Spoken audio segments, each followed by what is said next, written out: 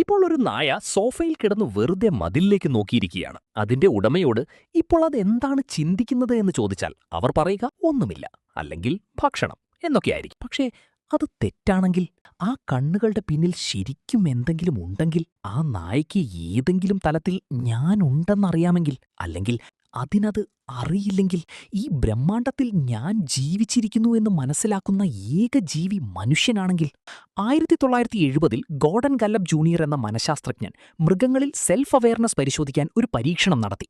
ഇന്നും അതാണ് ഏറ്റവും പ്രശസ്തമായ ടെസ്റ്റ്. അതിന്റെ പേര് മിറർ ടെസ്റ്റ്. മൃഗം അറിയാതെ അതിന്റെ ശരീരത്തിൽ ചെറിയൊരു അടയാളം ഇടും. ഉദാഹരണത്തിന് നെറ്റിയിലൊരു പെയിന്റ് പാട്, അല്ലെങ്കിൽ ചെവിയിലൊരു സ്റ്റിക്കർ.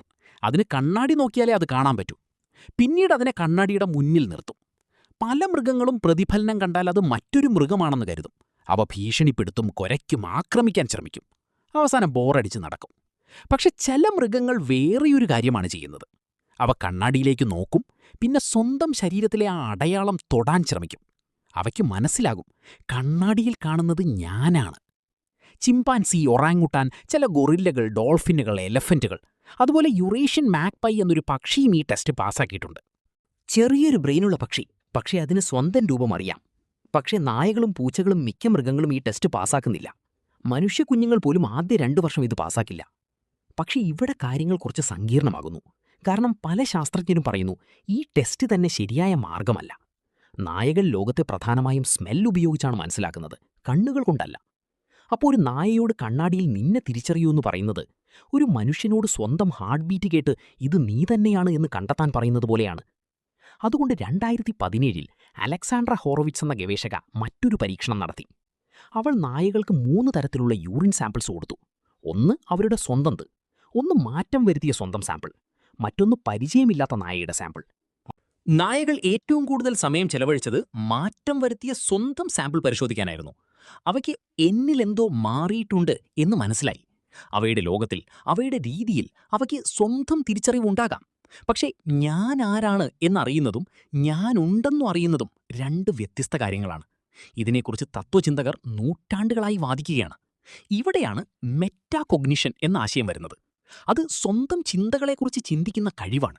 ഇപ്പോൾ നിങ്ങൾ ചെയ്യുന്നത് തന്നെ. നിങ്ങൾ ഈ വാക്കുകൾ വായിക്കുന്നത് മാത്രമല്ല, നിങ്ങൾ വായിക്കുന്നുവെന്ന് നിങ്ങൾക്കറിയുകയും ചെയ്യുന്നു. നിങ്ങൾക്ക് സ്വന്തം മനസ്സിനെ പുറത്തുനിന്ന് നോക്കാൻ കഴിയും. അപ്പോൾ ചോദ്യം, മൃഗങ്ങൾക്കും അതു സാധ്യമാണോ? ശാസ്ത്രം പറയുന്നത് ചിലപ്പോഴൊക്കെ അതെ. 2007 യൂണിവേഴ്സിറ്റി ഓഫ് ജോർജിയയിലെ ഗവേഷകർ കുരങ്ങുകൾക്ക് മെമ്മറി ടെസ്റ്റ് നൽകി. ഓരോ ചോദ്യത്തിനും ശേഷം അവയ്ക്ക് 2 ഓപ്ഷൻ: കഠിനമായ ചോദ്യം, കൂടുതൽ റിവാർഡ്; എളുപ്പമുള്ള ചോദ്യം, കുറവ് റിവാർഡ്. കുരങ്ങുകൾക്ക് ഉത്തരത്തിൽ ആത്മവിശ്വാസമുണ്ടായപ്പോൾ ഹാർഡ് ക്വസ്റ്റ്യൻ തെരഞ്ഞെടുത്തു. സംശയമുണ്ടായപ്പോൾ ഈസി ക്വസ്റ്റ്യൻ. അവ വെറും ചോദ്യങ്ങൾക്ക് ഉത്തരമല്ല നൽകിയിരുന്നത്, എനിക്ക് ഈ ഉത്തരം അറിയാമോ എന്ന് മുൻകൂട്ടി വിലയിരുത്തുകയായിരുന്നു. അതുതന്നെയാണ് മെറ്റാകോഗ്നിഷൻ. കുരങ്ങുകൾക്ക് ചിലപ്പോൾ എനിക്കറിയില്ല എന്ന രീതിയിൽ ടെസ്റ്റ് സ്കിപ്പ് ചെയ്യാനും കഴിയും. പിജനുകൾക്ക് സ്വന്തം മെമ്മറി ഫെയിലായെന്ന് തിരിച്ചറിയാം. ഡോൾഫിനുകൾ ചിലപ്പോൾ മനുഷ്യരെ പോലെ ഹെസിറ്റേഷൻ കാണിക്കും. അവ വെറും ലോകത്തോട് പ്രതികരിക്കുന്നില്ല, സ്വന്തം ഉള്ളിലെ അവസ്ഥയും മനസ്സിലാക്കുന്നു. പക്ഷെ ഇതെല്ലാം കണ്ടിട്ടും ശാസ്ത്രത്തിന് ഇപ്പോഴും മറുപടി കിട്ടാത്ത ഒരു വലിയ ചോദ്യം ബാക്കി നിൽക്കുന്നു. അവയ്ക്ക് ശരിക്കും എന്താണ് ഫീൽ ചെയ്യുന്നത്? ഒരു നായയായി ജീവിക്കുന്നത് എങ്ങനെയായിരിക്കും? അല്ലെങ്കിൽ അത് വെറും ബയോളജിക്കൽ മെഷീനാണോ? ഇൻപുട്ട് വാങ്ങി ഔട്ട്പുട്ട് നൽകുന്ന ഒരു സിസ്റ്റം, അകത്ത് യാതൊരു അനുഭവവുമില്ലാതെ. 1974 ഫിലോസഫർ തോമസ് നേഗൽ ഒരു പ്രശസ്ത ലേഖനം എഴുതി. അതിന്റെ പേര് what is it like to be a bat. വവ്വാലുകൾ ലോകത്തെ കാണുന്നത് എക്കോ ലൊക്കേഷൻ ഉപയോഗിച്ചാണ്, ശബ്ദത്തിന്റെ തിരിച്ചടികളിലൂടെ. അവയുടെ അനുഭവം നമ്മൾക്ക് പൂർണ്ണമായി മനസ്സിലാക്കാൻ കഴിയില്ല, എത്ര ബ്രെയിൻ സ്റ്റഡി ചെയ്താലും. ഒരു ബാറ്റായി ജീവിക്കുന്നത് എങ്ങനെ തോന്നും എന്ന് നമ്മൾ ഒരിക്കലും അറിയില്ല. അപ്പോൾ ഒരു വലിയ ചോദ്യമുയരും. നമ്മൾക്കല്ലാതെ മറ്റാരെങ്കിലും ശരിക്കും അനുഭവിക്കുന്നു എന്ന് നമുക്ക് എങ്ങനെ ഉറപ്പാക്കാം? 2012 കേംബ്രിഡ്ജ് യൂണിവേഴ്സിറ്റിയിൽ ചില ന്യൂറോ സയന്റിസ്റ്റ്സ് ഒത്തുകൂടി ഒരു പ്രഖ്യാപനം നടത്തി. അത് കേംബ്രിഡ്ജ് ഡിക്ലറേഷൻ ഓൺ കോൺഷ്യസ്നസ് എന്നറിയപ്പെടുന്നു. അവരുടെ നിഗമനം, മനുഷ്യരുടെ കോൺഷ്യസ്നസ് സൃഷ്ടിക്കുന്ന ബ്രെയിൻ സ്ട്രക്ചേഴ്സ് മൃഗങ്ങൾക്കുമുണ്ട്. ബേർഡ്സ്, മാമൽസ്, ഇവർക്കെല്ലാം അതിൻ്റെ അടിസ്ഥാന ഘടനകളുണ്ട്. സിമ്പിളായി പറഞ്ഞാൽ, നിങ്ങളുടെ ബ്രെയിനിൽ കോൺഷ്യസ്നസ് ഓടിക്കുന്ന ഹാർഡ്വെയർ അവർക്കുമുണ്ട്. ജെയിൻ ഗുഡാൽ പോലുള്ള ശാസ്ത്രജ്ഞർ വർഷങ്ങളോളം ചിമ്പാൻസികളെ പഠിച്ച ശേഷം പറഞ്ഞത് ഇനിയും ശക്തമായിരുന്നു. മൃഗങ്ങൾക്ക് ഇന്നർ ലൈഫ് ഇല്ല എന്നത് വിശ്വസിക്കാനാണ് ബുദ്ധിമുട്ടെന്ന്. എവല്യൂഷൻ സാധാരണയായി ഒന്നും പെട്ടെന്ന് സൃഷ്ടിക്കാറില്ല, കാലക്രമേണ മാറ്റം വരുത്തും. അപ്പോൾ കോൺഷ്യസ്നസ് പോലും ഒരു ദിവസം പെട്ടെന്ന് വന്നതല്ല, അത് ഗ്രാജുവലായി വികസിച്ചിരിക്കാം, അതായത് ഇതൊരു സ്പെക്ട്രമാണെങ്കിൽ മനുഷ്യൻ ഒരറ്റത്തും ബാക്കി ജീവികൾ മറുവശത്തുമല്ലെങ്കിൽ നമ്മളും അതേ വരിയിൽ ഒരിടത്താണെങ്കിൽ പിന്നെ ഏറ്റവും വേദനിപ്പിക്കുന്ന തെളിവ് ഗ്രീഫ്. 2018 താലക്വ എന്ന കില്ലർ വെയിൽ തന്റെ കുഞ്ഞിനെ നഷ്ടപ്പെടുത്തി. കുഞ്ഞ് ജനിച്ച ഉടനെ മരിച്ചു. പക്ഷെ താലക്വ 17 ദിവസം അതിന്റെ ഡെഡ് ബോഡി തലയിൽ ചുമന്ന് നീന്തി. 1000 മൈലിൽ കൂടുതൽ. അവളുടെ ബോഡിയിലെ മറ്റുള്ള വെയിൽസ് അവൾക്ക് ടയർഡാവുമ്പോൾ സഹായിക്കുകയും ചെയ്തു. ഇതിന് സർവൈവൽ ബെനിഫിറ്റ് ഒന്നുമില്ല, ഫുഡുമായി ബന്ധമില്ല. അത് എവല്യൂഷൻ എക്സ്പ്ലെയിൻ ചെയ്യാൻ ബുദ്ധിമുട്ടുള്ളൊരു പെരുമാറ്റമായിരുന്നു. പക്ഷേ ഒരേയൊരു എക്സ്പ്ലനേഷൻ ഉണ്ടാകാം. അവൾക്ക് തന്റെ കുഞ്ഞിനി ഇല്ലെന്ന് മനസ്സിലായിരുന്നു. അവൾക്ക് വിട്ടുകളയാൻ കഴിഞ്ഞില്ല. അത് ഗ്രീഫ് അല്ലെങ്കിൽ പിന്നെ എന്താണ്? അപ്പോൾ ഇതെല്ലാം നമ്മളെ എവിടെയാണ് എത്തിക്കുന്നത്?